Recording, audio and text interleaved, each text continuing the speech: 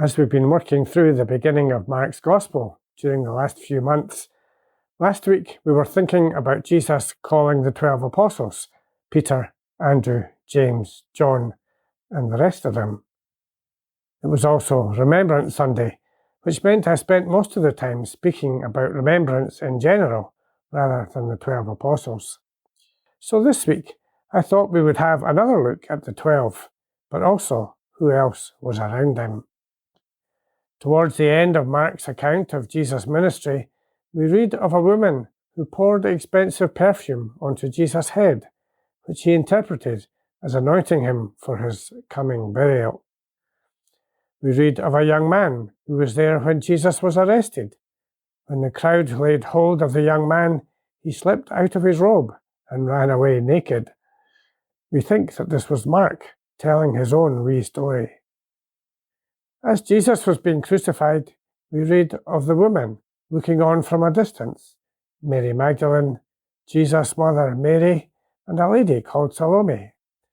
They had joined with the disciples and supported Jesus and his disciples along the way. They stayed with him until what they thought was the end, the execution of Jesus on the cross.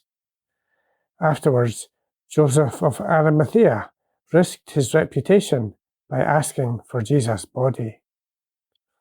In John's Gospel, we read that the sister of Jesus' mother was there too, and another Mary was the wife of Cleopas.